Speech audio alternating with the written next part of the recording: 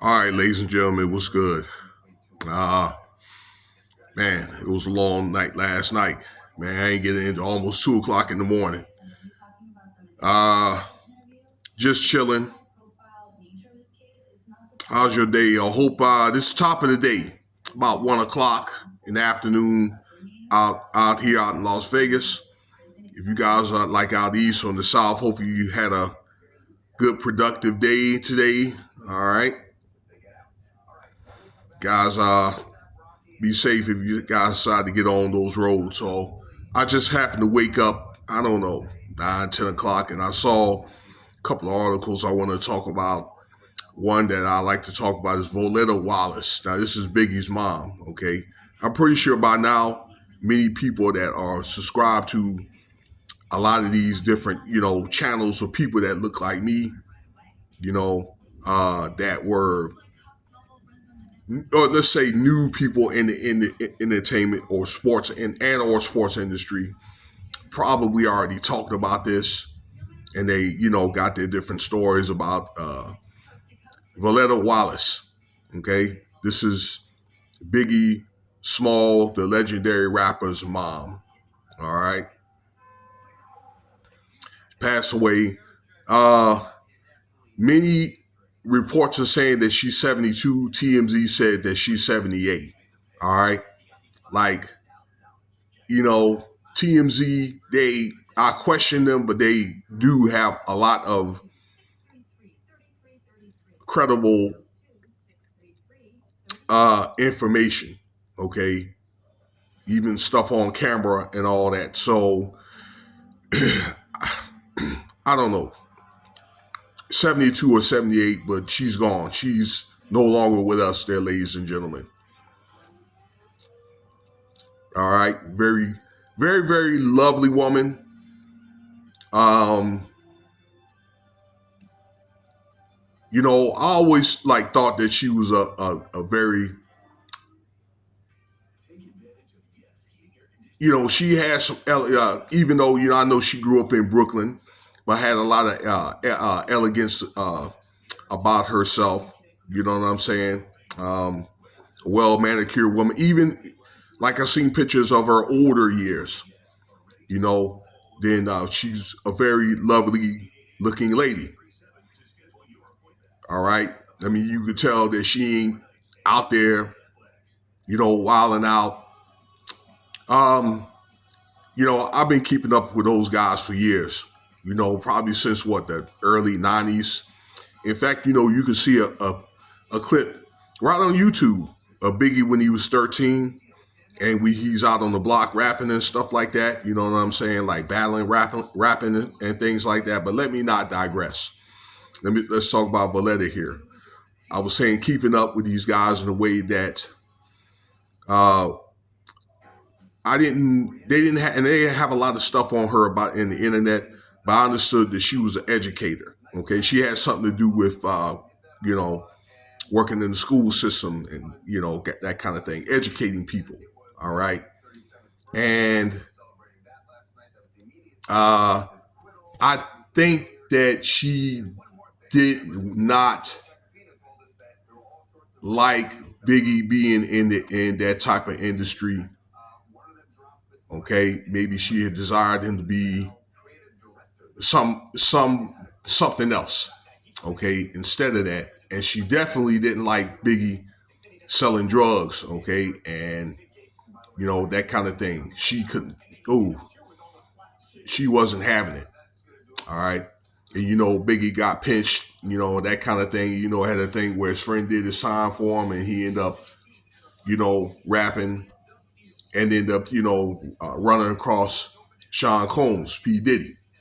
And, he had two albums, but the one came out was that, you know what? I can't even think of Ready to Die, where that did very well. But the second one that he wasn't able to be even alive to even see it, he got off like a week before it came out. I'd never forget it though. Okay, I remember when that happened. I was getting off work here. I was getting ready actually to go active duty. I was in the reserve. I got in probably like 2, 3 o'clock in the morning.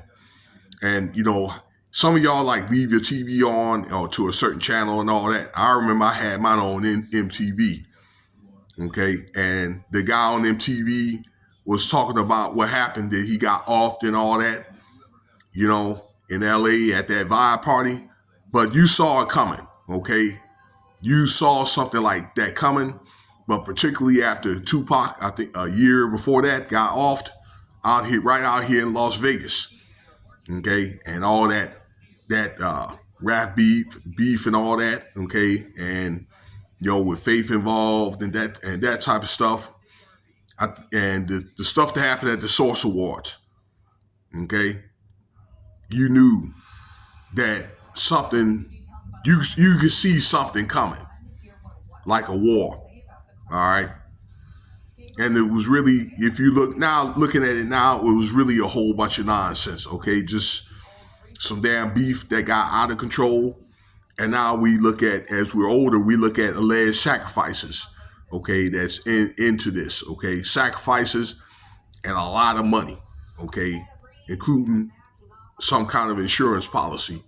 And I think, back to his mother or whatever, that, she was a life coach after that, and she was trying to express the dangers of rapping and things like that and what her son had to go through. And I don't think that she could stand Diddy. She couldn't stand him. I listened to her like or read articles, and she's like, she felt that if he wasn't involved with him, then he would still be alive today. All right. Biggie, although, he had a serious weight problem, though, you know what I'm saying, in his years before he died.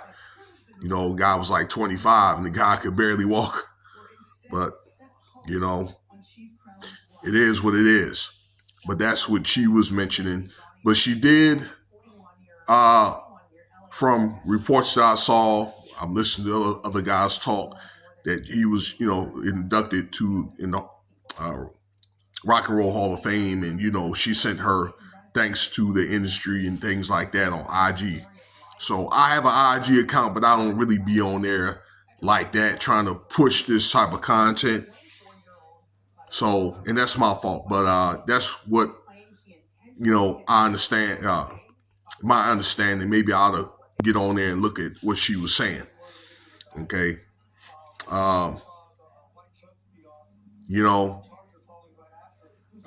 Really, why I got you on camera here too. She was in charge of Biggie's estate, right? $10 million, and then was able to grow it into $160 million, which is now is in charge of his daughter. Okay.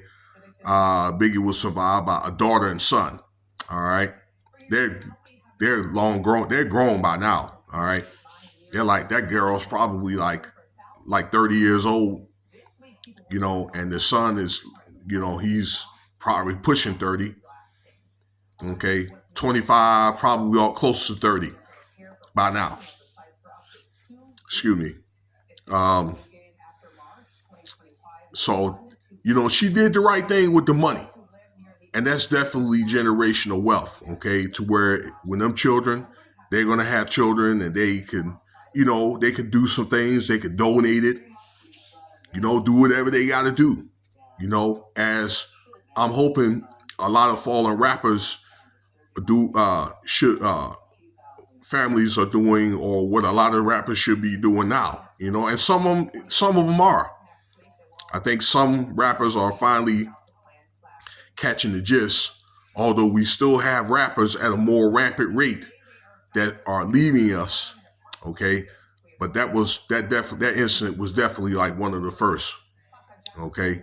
They had another incident back then, you guys can remember, with Scott LaRock, and KRS-One. Back in the day, I was probably like 15 or something like that when that happened. That was considered really the first incident like that where a rapper got off some beef, and then Roxanne Shante, if y'all remember that. We don't talk a lot about the 80s, you know what I'm saying?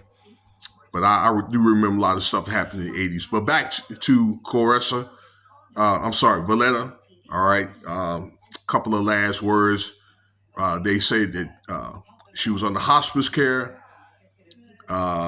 She had left us, they say, for natural causes.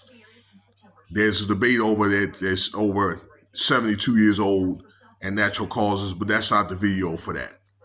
All right. I mean, I just wish the Most High would give her a better place. Grant her a better place other than here.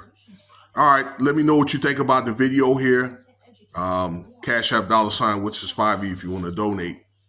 And thank you for your time.